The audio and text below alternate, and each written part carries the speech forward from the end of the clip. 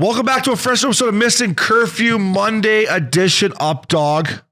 God, this Monday feels better than most, bud. Thanks to all our All-Stars that we had on over the last month. I hope you listeners enjoyed it. We just thought it was a great opportunity to talk to these guys, catch them when, they kind of just take a breather. Updogg. All-Star weekend for them. We started with the Kachucks. They had their whole family there. Rock Bar was awesome. So to all those All-Stars, last week was Clayton Keller. Yeah, they're sitting back having a little bat blue with the boys. Yeah. I'm going to go in and see Kells. We got to go into Mullett Arena here before the season's over and play some golf. I think we have to. So, we got Mike Richards, a guy that you played with, a guy that I played against. We both respect him more than maybe anyone, right? I mean, you love playing with him. I always wish I did play with him. It was nice to catch up with Richie. Absolutely. Listen, I think he's in a good place. Great place. He's down West Palm Beach with his beautiful wife, and they're enjoying life. But what I see out of Richie now is a guy that he played hard, man. Yeah. 2 Stanley Cups. A big reason why they won the Stanley Cup, if you ask our boy Kevin Connolly.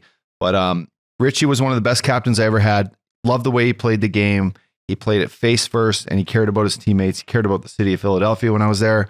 So I'm glad that we had a chance to sit down with him, and he wants to share a little bit about his story and about his what he thinks is going on in the new NHL.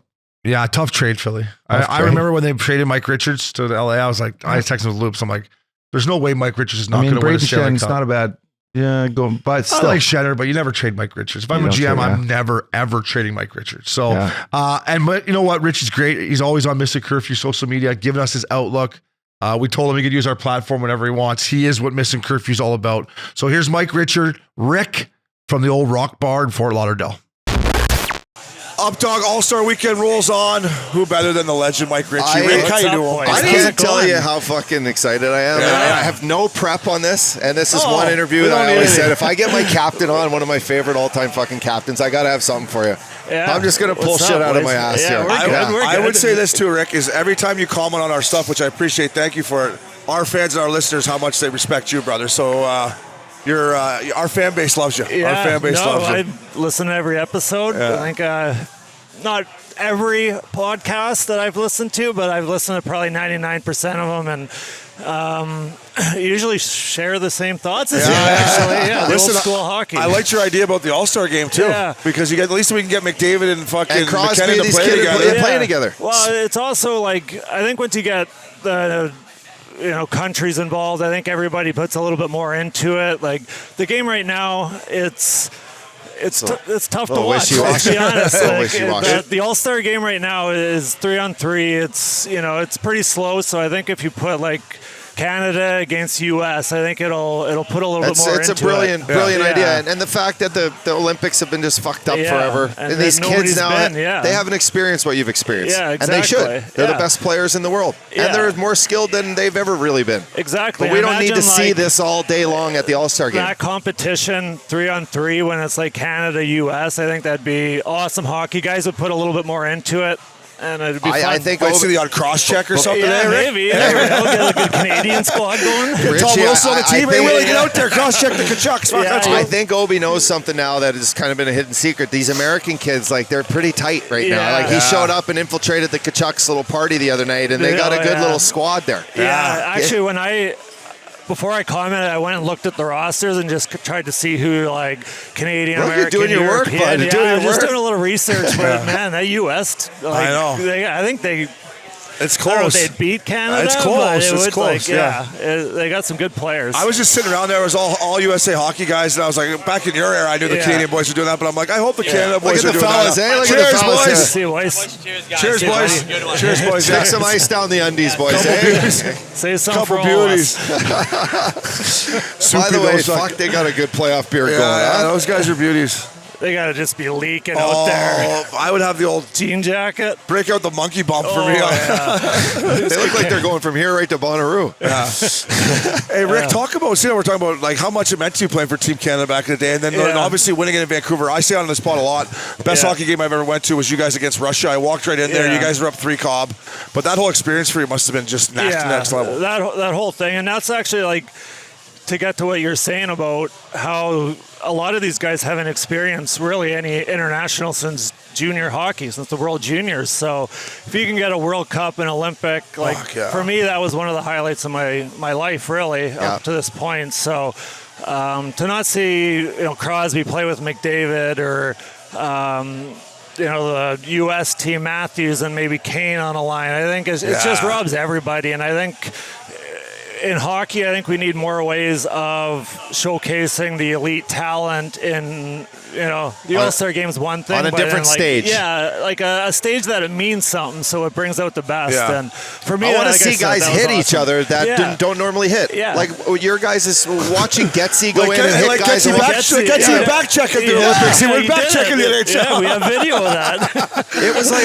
Getsy, you actually back checked in the That was unbelievable. Richie, it was your fourth line at one point was like Rick Nash, fucking Jamie Benn, and Getsy or something, right? And it was like, I'm watching these guys play out of their skin, and you're like, wow. Yeah, because obviously the Olympics means so much, but when you, imagine the level of skill, even back when I played, that was 10 years or 12 years ago now, but even from then to now, the skill level is so crazy high that when you add all those incredible players on the ice, I think it would be like you said, that was the best hockey game I've ever played in. And I think if you put that on TV, I think it would be incredible theater. And I think it would bring a lot of fans into the game. And then the highlight for me after the game, I came down to the Hockey Canada house. Hey, my boys were having a couple beers. Heater was just at the bar fucking drinking just 12. He's like, I'm like, Heater, you fucking beauty. Recover from the night before probably. But I love Heater, man. I love Heater so much. That 2 weeks in Vancouver, the city was incredible. Yeah. Obviously, as you know, but it was just such an experience for the Olympics to be at the Olympic Games, seeing everybody training for 4 years, and then we kind of just wheel in there, and it was awesome.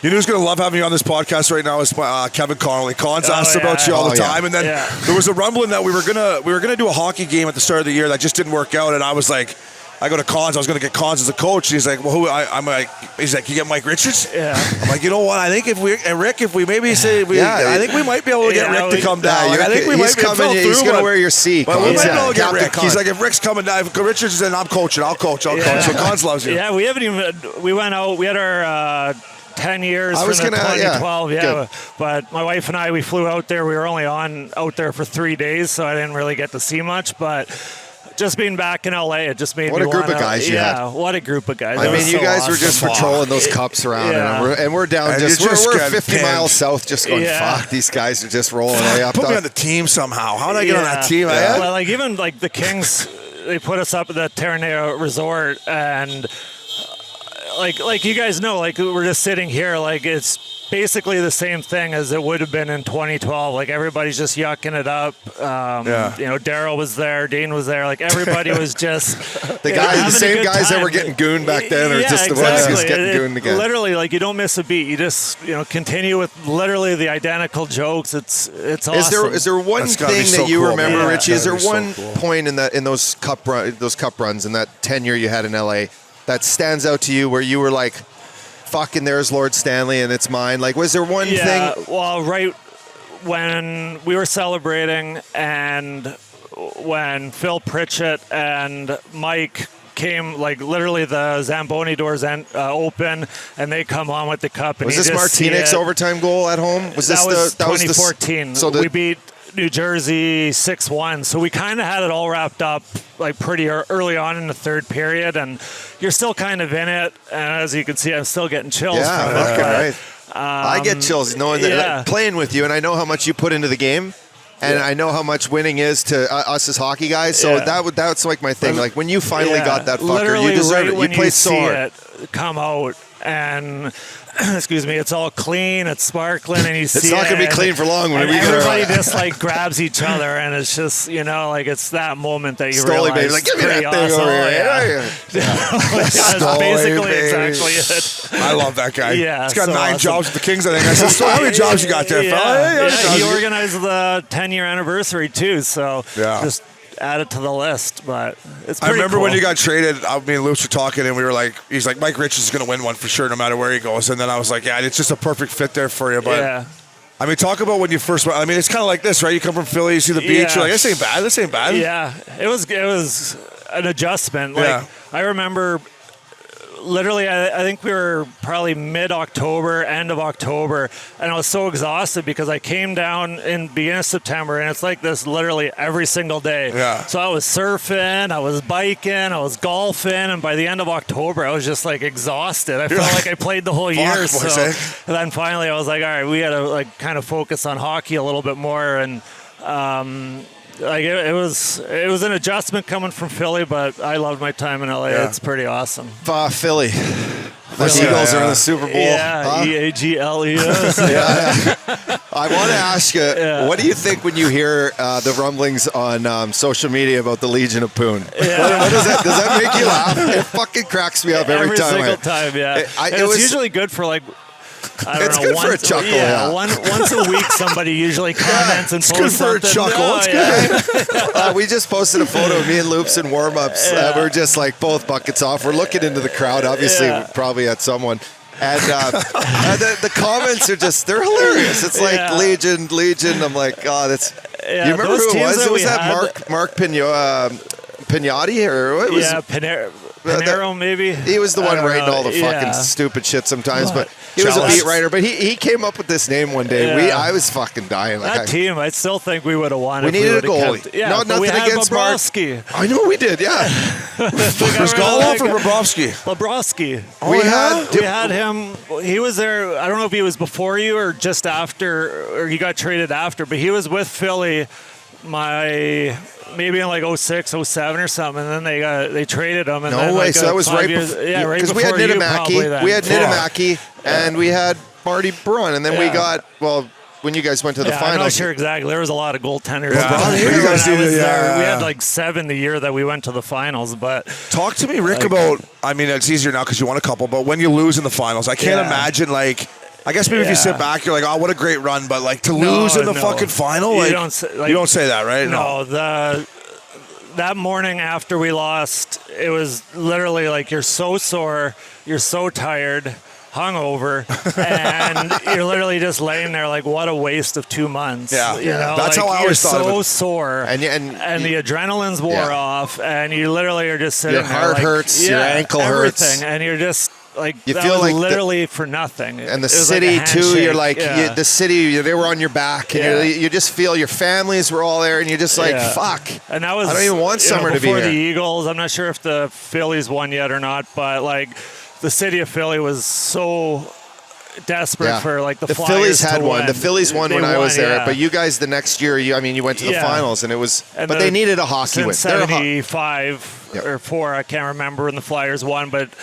Like that city is just such a pure sports city, and they got behind us, and like that last series was such a roller coaster. But like I said, I remember waking up the next morning and just being like just so devastated that like that was literally for nothing. You get a handshake, and kick in the ass, and see you next year. Did you use that like?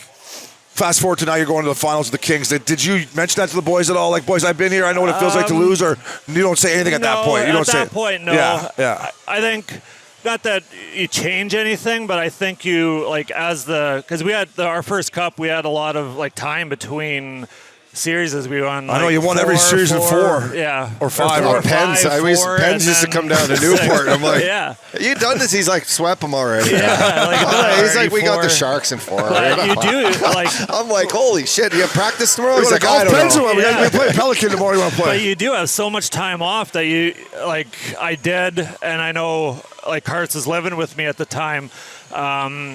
You conserve energy because you need it, and you really don't want to have that feeling again. So, the week before or the week off that you do have, you use it more so for recovery than probably, going out, golfing, whatever it is. It's just all about hockey. Have you ever seen a team blow up a fucking team like they did in Philly for us? I'm like, I see Vegas. You know what? Vegas Golden Knights. Vegas Golden Knights. They are recycling players. They like to recycle some players right now, right? But.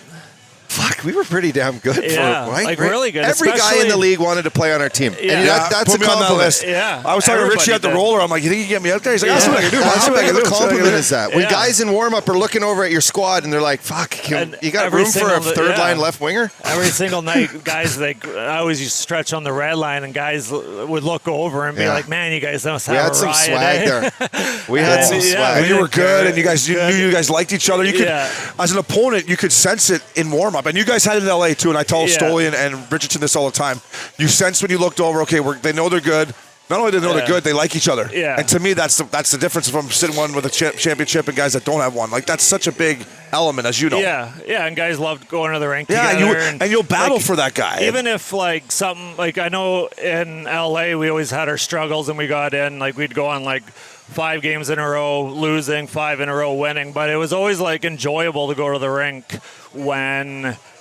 say, you know how it is. When you lose, everything's kind of just depressing around the rink, but guys would still enjoy being around each other. You know, they still want to go golfing with each other, still want to go to dinners with each other. So that is a huge thing. When you're literally around your 20 best friends every single day, it's not like you get tired of them. You go home and get away from I always joked, through our air, if we put an all-beauty team together, we wouldn't have won the President's Cup. But... you wouldn't have wanted to play us in the first round. Yeah, you wouldn't exactly. have, once we got in, we would have been like, all right, boys, tighten it up here. We got to get in. You wouldn't have wanted to play us. But we're not going to win the President's Cup because you can't fucking 82 games. Well, especially because when we got to the finals in Philadelphia, we struggled. We made the playoffs on the last day. Same thing in LA. In a shootout, right? In Philly, in a shootout. In a shootout, got you in the playoffs. Ole Jokinen missed trying to go 5-hole, and old Bobby Boucher, Brian Boucher, saved him and went to the finals. I think there is something Bobby Boucher. I mean, there is a regular season is different than the playoffs. So when you have a team, you obviously got to get in, but when you have a team that, we were so good defensively in LA that we might not have won a ton of games throughout the regular season, but we knew once we got to playoffs that we would have success. Yeah, 100%. That's exactly how you guys were built. And, you mentioned Jeff Carter, and I just want to ask you about, I don't know how much you watch, but just seeing him still out there playing, is that to you, do you sometimes... It's not a surprise, though. No, it's not. He's a fucking freak. Yeah, 6'4", he's just shredded. Shredded. Just a fucking weapon on him. You knew, we knew Cart's young. You see this guy just playing forever. Yeah, and he's a just hockey like a hockey lifer. Yeah, and just loves the game, and he could skate, and that's what I struggled with is skating, and he would always just so smooth, and he's got a good shot, and as he's gone on, and now he's a champ, and that's it's the recipe for just continuing to play. Yeah, right? Exactly. And if you can skate, you can play. If you can think the game, you can play. And he does both of those extremely well. It used to be if you couldn't pass, you couldn't play. And that doesn't matter. We don't have to fucking pass anymore. Just run around and fucking skate 100 miles an hour. Kreider would skate right to the end boards if he wasn't there. He gets 50. Stop! Hey, if you were a pussy, you couldn't play either. If you were a fucking weak little fuck, you couldn't play. In our era, you couldn't come in the league and do what we had to do. Well, not when we came. Richie, let me ask you this. All the young leaders out there right now that you see, and you were a captain at a young age. You're probably 23. Yeah. What would you tell a young leader that hasn't quite found a championship stride, but what would you kind of tell them the game's changed, but how would you lead a team nowadays, these young kids, and what would you kind of demand? Oh. Is that a good question, or is that a fucked up question? No, because you used to. Do you remember how fucking? Do you remember how bad it was? And the Updogg gets in the moment when the boys are here. I'll lead you into the question. Think about it with one quick story. I'm gonna kind of make you laugh, but we started off the season 0-8, and we got to San Jose and we got fucking shit faced. Bernie Lomax. I carried him home, and weekend at Bernie's. It was weekend at Bernie's, and we started off so shitty. And we had the best fucking team put on paper, and Richie got so pinned just because he's like, we're all going out and getting drunk, and you're chirping downs, and we're all getting fucked. And I carried you home, and the tops of your dress shoes were all worn out because he was dragging you it. had to turn the music on for me to get up. But listen, this is old school shit. Yeah. We went on a fucking tear, and we ended up being the best team in the Eastern Conference. But it took you to call out some guys, and at a young leader, you're like, fucking, what the fuck are we doing? Yeah, I think for. I watch a lot of Edmonton games, watch a lot of Maple Leaf games just being at home, and it's more about just being who you are, being not trying to overstep and if you're not a vocal guy, like you can't be yelling. Don't change who you are. Exactly. And if you have a good team, I think things are going to go. But like for me, it was always easier because like if we were dead one night, I could always just go out and fight. Yeah, that's what you does. Fights, you know, so it's a little bit harder. Or fucking run around, or you know, stuff like that. Your power play. Yeah. This guy would play the point on the power play, and he would on a lost draw in the O-zone, he would hum from the point down to the D, getting the puck to go, and he would run through a guy. And I'm like, but you could do that and create the momentum 100%. For your team, but there's not as much of that right now, so it would be a lot harder to turn the momentum on your side, because it was easy to go out and just drop the gloves and fight and get the momentum, the crowd, and and I think what Uppy's right is, and I respected you the most that you would fight, but I think the thing that was terrifying is you could hit guys. That you're like, listen, if you want to fuck around and Richie's out there, he'll hit you, and then he will fight if he has to. But you mentioned the Maple Leafs, and I don't want to put you on the spot, but we had Dougie Gilmour on the podcast a couple months ago, my favorite player growing up, and there was a picture on the thing, and I'll say this too: if Mike Richards was on the fucking Toronto Maple Leafs, I'd be more convinced they're going to win. But I said to him, I'm like, if Mitch Marner looks like you do in this picture, Dougie, with a fucking head, I go, they may win. When you watch the Leafs, are you like, I wish they had a little, maybe Mike Richards out there? Or what do you think? You think they have enough to? I think, probably. But I do think they're so close. And even last year against Tampa, it's just such, like, the margin for error is so small. I know, that right? It's like posting in, posting out sort of thing. And especially, like, winning in the playoffs is, like, I'd say, like, 20% luck. And I think if that team wins a round, I think they'd be dangerous to go real deep. Yeah. Like, I love Matthews. It's a piano on their back. Yeah, exactly. And they put so much into one series that it's got to be exhausting. And they don't. The media does. The media puts it on How them. could you not hear that living in Toronto? I know. You know, what would you do to that Mike Bunting if you're playing against him? What would you do to Mike Bunting? I like watching them. I love Matthews, but it'd be calm down, fella. Settle down a little bit. But, I love watching Matthews, and I think they're ready to go. I think, maybe, Morgan Riley, another guy who just goes out there and leads. Like, he's a great. Like, if they get a save. I'm with you, Rick. I love watching them play. They got a great team. And like you said, listen, I got to the second round 3 times. That's all I could get. It's so hard to win a playoff round. Yeah. Just one round, they know more than anyone. But to win a round and then you win the next one, and you're like, all right, holy fuck, here we go. So I see what you're saying. I think they're just one bounce, one play, whatever away. Maybe, one right-handed this year defenseman. already they're playing. Yeah, right. Yeah. Wouldn't that help? That would help too.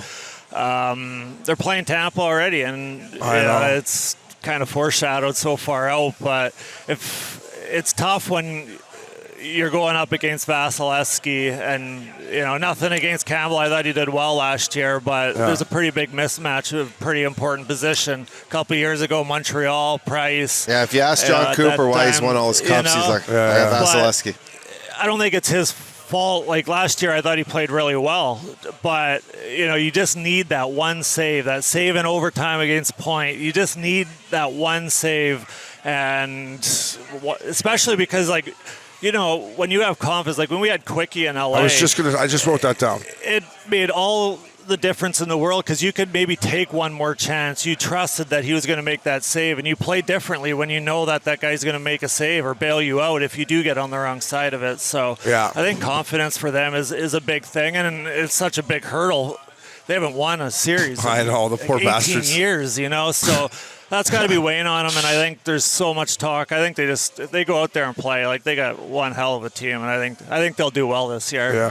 And you mentioned Quickie. This was before you were still a Flyer, but we beat them in the first round with Vancouver, and Quickie almost stole the series. Yeah. And I remember being on the bus with Luongo and all the guys we were just talking about. They're like, that team's coming and that goaltender's coming. And I just remember when you guys won those championships, like, he was such a gamer come playoff time. And like you said, if you guys did get out of position, what didn't happen, Quickie made the save. Yeah, and we played him the year before. It would have been that year that you guys beat him in Philly, and we had like 52, 53 shots, and we lost like 2-1 or something like that. Yeah. And that was the first time I really, I don't watch a lot of LA games, but especially when I was in Philly. But I never even knew who he was. And then 50 some odd saves, and then you kind of don't even really think about it, like, he was good tonight. And then I got to LA, and it was like, my goodness, this guy is unbelievable. You're like, should we go home? It's midnight. They're like, we got Quickie. Hey, let's have a couple more, eh, boys? So grab another round. Quickie's starting tomorrow. Quickie's starting tomorrow. That 18-game stretch he did in the playoffs in 2012 was the best goaltending I've ever seen. Yeah. He was so good that there was nights that we had no shot or no chance of being in there, and we'd win like 1-0, 2-0, 2-1. Oh, that was like going into Staples back in the day. If you guys got 2 early ones, we're like, fuck. Yeah. Man, how are we going to score 3 against these guys? Justin we're not Williams going to. and I would be on the bench. We'd be out. It'd be like 3-1. We'd be up. It'd be 10 minutes left in the third, and we'd just like look at each other, and we're just like, yeah, cruise control. Buddy, Quicky's got her. You teed me right up to my next question, and I put you in the tweet the other night because comeback wins this year, Richie, are fucking insane. And to me, it's like you get down 3-1 back in the day, lock it down, boys. We got this. Let's get on the bird and get out of town. Yeah. Now it's like the other night they have a 4-1 lead in Carolina, and Willie mentioned it on the Carolina side, and I just tagged you and stole you, and I'm like, back in the day, that LA Kings team ain't giving up a 4-1 lead on the fucking road the day before All-Star break. I can guarantee you that. No, and I think that kind of goes with the skill that we were talking about earlier, is everybody wants to make plays, and I think that's actually, to kind of tie it all together, the Leafs are guilty of that a lot, of being up 3-1 or 2-1 or still whatever, trying to get and they're cookies, still still cross ice sauce instead of like chip it up and out, chip it in like a backhand pass at the blue line. I think everybody just wants to score when you can win. Like Daryl Sutter used to say it all the time. It's a 3-2 league, and we would win a lot of games 3-2, and if it's 3-2 now, everybody wants under. 4-2. If it goes, that's a fucking guaranteed under nowadays, pal. That's an under. But there's no live for another day. There's no chip it into the neutral zone. There's no chip it into it's always like, I think these guys have so much skill where they see like a 40-foot sauce and being like, that's a routine there. I know. And then it gets batted down. And, it's just, the momentum's such a funny thing in playoff hockey. If you just get one puck batted down, now it's 3-2 instead of 3-1, and you're on your heels. And so true. You know, and momentum, and we knew this as players, but coaches, I don't know about you guys, but sometimes early in my career, especially, coaches would be in the first period all over us. I'm like, calm down, it's the first period. But now this is straight from a gambling perspective. When I'm watching the game, I'm like, uh-oh. You could feel right it. away. I'm like, oh boy, I am in one here. How are they going to fucking win tonight? Because there's no fights anymore, so you can't turn momentum with a fight. Flat. There's not very much hitting, you can't change with a big hit. So the only time you can get momentum is with do it a in Michigan. 45 minute shift grinding in the zone, which is way harder than fighting, or scoring a goal. And it's just hard to get momentum. So when you have it and you give it away by a play that you just don't need to make, I think it's hard to get it back. Well said, my man. Well said. Richie, how's personal life? Just to switch you seem like gears you're doing away well, from brother. Yeah, you things look are good. Wife You living in and I are Florida. down here, Congrats, married, happy, beautiful golfing, wife. fishing. Some of those right fish you now. catch in the summer are monsters, brother. Yeah. Monsters. I'm like, fucking things like, like I wouldn't even go in the water, Richie. My wife's scared too. Hey, did you ever think I'd beat you to 2 kids though? Hey, Updogg. Oh, Rick. That you knew about? Well, hey, listen, I got a beautiful girl now. Yeah, I got a girl and boy, but Yeah. like I often get some guys by surprise, where they're like, holy And I'm shit. still one of them, Rick. Yeah. I got to tell you this story, right? Because this guy took pride in, like, we go out to whatever time the next day. I'm like, look at you, up your fucking skin, your hair, your fucking national league. $1,000,000. Some days he'll come in the studio, hey, his hair's still perfect, but the eyes, hey, he's like, I'm like, what'd you do? He's like, fuck, Beckham was up. But Izzy couldn't sleep. I'm like, well, you met your match because now you kind of look hungover, brother. Take a night I could trick any coach in the league. I could trick any coach in the league, but I can't trick my podcast mate. Yeah, a night out at the bar is easy to recover. Are you liking from South Florida? You down here? Yeah, I like it. We've 5 years now. I think we've come down. Oh, here. you have? Okay. So we're up in Wellington, right by West Palm. Oh, little horse. You got horses up there? My wife rides. Nice. So we bring one of the horses down. We have 12 horses back home now. So. I got to stay away from you. I'm allergic as fuck. I told the story earlier. I almost died. Yeah. But it's awesome there. Like, man, is it nice. Like, we were there this morning watching them jump. And beautiful. Yeah, that's about it. I'm glad you've been down here for 5 years, because Collins, again, I mentioned Collins. Some other people asked me what you were doing. Yeah. I said, he's doing well, boys. But I just thought you were always in Thunder Bay. Even through the winters, I was like, he's too good a guy.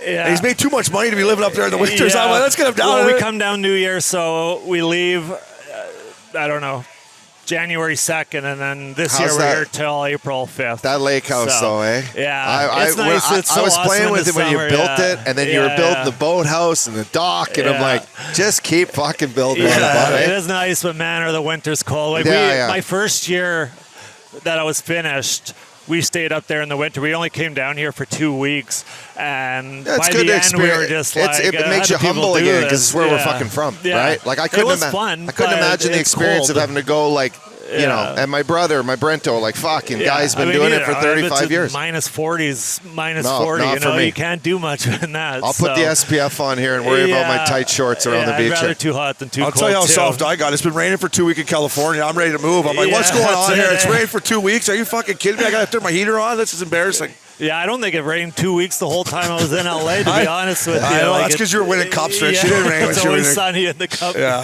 Hey, Rick, we could do this with you all fucking day, buddy. And listen, you're welcome anytime you ever want to come on here for any fucking reason. Just We're looking for we a love you, third, buddy. eh? Yeah. We're looking for a third. We love you, buddy. We We don't love know you. what's in the budget right now. We're spending all this money on the fella Dude, tour. We're lucky this Saw light. that. We're lucky this light still turns. It's gonna go out any second, so we gotta fucking. But Richie, it's a pleasure, buddy. Yeah, You're the man. always, guys. Keep chiming in on the Instagram too. It's nice to Yeah. see, buddy. Nice to see. So thanks, bud. Appreciate All right, you. thanks, boys.